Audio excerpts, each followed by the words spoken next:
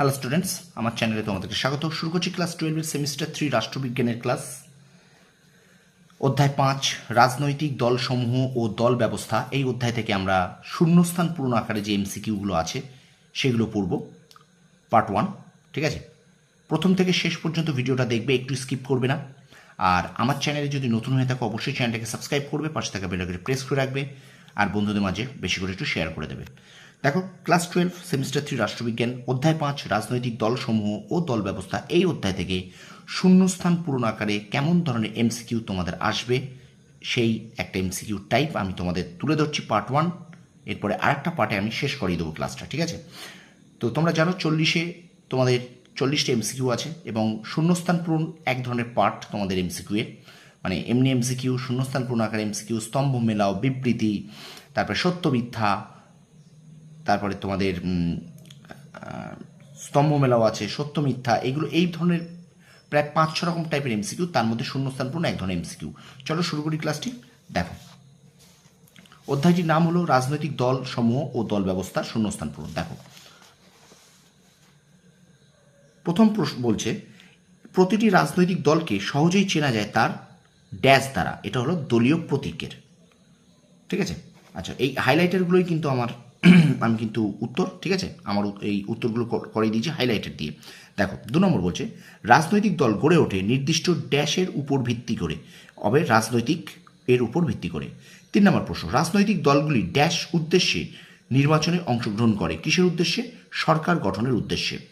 সংখ্যার ভিত্তি 4 নম্বর, সংখ্যার ভিত্তিতে রাজনৈতিক দল ব্যবস্থাকে প্রধানত ড্যাশ ভাগে ভাগ করা যায়। উত্তর হবে 3 ভাগে ভাগ করা যায়। পরের প্রশ্ন দেখো, কেবলমাত্র ড্যাশ রাজনৈতিক দল গঠন করতে পারে। উত্তর হবে রাষ্ট্রের নাগরিকরা। আচ্ছা, তারপরে দেখো, জাতীয় মানদণ্ড অনুযায়ী স্বীকৃত রাজনৈতিক দলকে ড্যাশ দল বলে। উত্তর হবে জাতীয় দল বলে, জাতীয় মানদণ্ড অনুযায়ী, ঠিক আছে? তারপর দেখো, ড্যাশ মতে একটি শ্রেণীর স্বার্থ রূপায়ণের জন্য সংঘবদ্ধ সংগঠন হচ্ছে রাজনৈতিক দল। উত্তর হবে কাদের মতে? না, মার্ক্সবাদীদের মতে। পরে প্রশ্ন দেখো, রাজনৈতিক দলের একটি ড্যাশ কর্মসূচি থাকে। উত্তর হবে নির্দিষ্ট কর্মসূচি থাকে। পরে প্রশ্ন দেখো, 9 নম্বরের শূন্যস্থান, ইংল্যান্ডে ড্যাশের রাজত্বকালে 2টি দলের সৃষ্টি হয়েছিল। উত্তর হবে রানী এলিজাবেথের রাজত্বকালে। নেক্সট 10 নম্বর দেখো, মরিস দুভার্জারের মতে 1850 খ্রিস্টাব্দে ড্যাশ ছাড়া পৃথিবীর কোথাও রাজনৈতিক দল ছিল না। উত্তর হবে মার্কিন যুক্তরাষ্ট্র ছাড়া। একটু শেয়ার করে দাও স্টুডেন্টস, ভিডিওটা একটু বেশি করে শেয়ার করো বন্ধুদের মাঝে। পরে দেখো, মার্ক্সবাদীদের মতে ড্যাশ ছাড়া শ্রমিক শ্রেণীর সংগ্রামকে সঠিক পথে পরিচালনা করা যায় না। উত্তর হবে প্রকৃত বিপ্লবী দল ছাড়া। পরে দেখো, ভারতে বিদ্যমান ড্যাশ ব্যবস্থা। উত্তর হবে বহুদলীয় ব্যবস্থা। 13 দাগ বলছে, কার্যকরী বহুদলীয় ব্যবস্থা দেখতে পাওয়া যায় ড্যাশ কোথায়? সুইডেনে। পরে দেখো, একটি রাজনৈতিক দল স্বীকৃতি পায় ড্যাশ দ্বারা। উত্তর হবে ভারতীয় নির্বাচন কমিশন দ্বারা। তারপরে দেখো, জাতীয় দল হতে গেলে ভারতের রাজনৈতিক দলকে অন্তত ড্যাশ রাজ্যের স্বীকৃতি পেতে হবে। উত্তর হবে 4টি রাজ্যের স্বীকৃতি পেতে হবে, 4টি, ঠিক আছে? তারপর দেখো, জাতীয় দল হওয়ার জন্য লোকসভায় অন্তত ড্যাশ শতাংশ আসন দখল করতে হবে। উত্তর হবে 2% আসন। তারপর দেখো, ড্যাশ একটি আঞ্চলিক দল। এর মধ্যে কোনটা হলো আঞ্চলিক দল? না, সর্বভারতীয় তৃণমূল কংগ্রেস হলো একটি আঞ্চলিক দল। তারপর দেখো, এই অপশানগুলোর মধ্যে, হ্যাঁ, ঠিক আছে? তারপর দেখো, রাজনৈতিক দলের একটি গুরুত্বপূর্ণ কার্যাবলী হলো সরকারকে ড্যাশ ও দলীয় নীতিসমূহকে ড্যাশ করা। তাহলে উত্তর হবে কি? কার্যাবলী হলো সরকারকে নিয়ন্ত্রণ ও দলীয় সমূহকে বাস্তবায়ন করা, ঠিক আছে?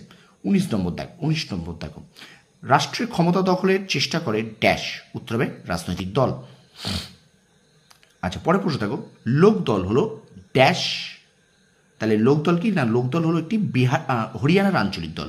তাহলে লোকদল হলো হরিয়ানার আঞ্চলিক দল। পরে দেখো, জনপ্রতিনিধিত্ব আইন অনুসারে নির্বাচন কমিশন ড্যাশ খ্রিস্টাব্দে রাজনৈতিক দলের নথিভুক্তকরণের ব্যবস্থা করে। 1951 খ্রিস্টাব্দে। 22 নম্বর দেখো, ভারতীয় দল ব্যবস্থা উল্লেখ আছে ড্যাশ কোথায়? সংবিধানে। মুসলিম লীগ একটি ড্যাশ, এটি আঞ্চলিক, জাতীয়, সাম্প্রদায়িক না চক্রী দল। উত্তর এটা কিন্তু হবে মুসলিম লীগ একটি সাম্প্রদায়িক দল। তারপর দেখো, ডিএমকে একটি ড্যাশ দল, এটা হবে ভাষাভিত্তিক দল। এবং আজকের পর্বের শেষ প্রশ্ন, ভারতের কেন্দ্রীয় সরকারের যে জোট ক্ষমতা আছে সেটি হলো ড্যাশ এনডিএ, ঠিক আছে? তো এই 25টি শূন্যস্থান আকারে এমসিকিউ তোমাদের সামনে তুলে ধরলাম। প্রত্যেকটা প্রশ্ন কিন্তু ভীষণ ইম্পর্টেন্ট, একদম মন দিয়ে দেখবে। বারবার বলছি, এগুলোকে তোমরা ভিডিওটা পজ করে নিয়ে খাতায় লিখে ফেলো, ঠিক আছে? আর অবশ্যই এগুলোকে বারবার রিভিশন দাও। দেখো, পুরনো জিনিস তোমরা যত বেশি রিভিশন দেবে তোমাদের কিন্তু তত এমসিকিউ বা শর্ট প্রশ্ন তত কিন্তু তোমাদের সুবিধা হবে, ঠিক আছে? যত বেশি পড়বে রিভিশন দিলে তোমাদের এমসিকিউ করতে কিন্তু তত সুবিধা হবে, ঠিক আছে? তো নতুন পড়ার পাশাপাশি এখনও অনেকের সিলেবাস শেষ হয়নি, আশা করি এই মাসের মধ্যেই সবাই সিলেবাস শেষ করে ফেলবে।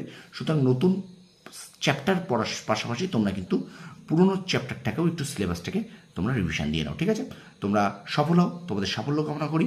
আর ভিডিওটা কেমন লাগলো অবশ্যই একটু কমেন্ট সেকশনে কমেন্ট করে জানাও। আর আমার চ্যানেল নতুন হলে অবশ্যই চ্যানেলটাকে সাবস্ক্রাইব করো, পাশে থাকা বেল আইকনটি প্রেস করে রাখো। আর অবশ্যই বন্ধুদের মাঝে একটু বেশি করে শেয়ার করে দাও। তোমরা সফল হও, তোমাদের সাফল্য কামনা করি। ধন্যবাদ।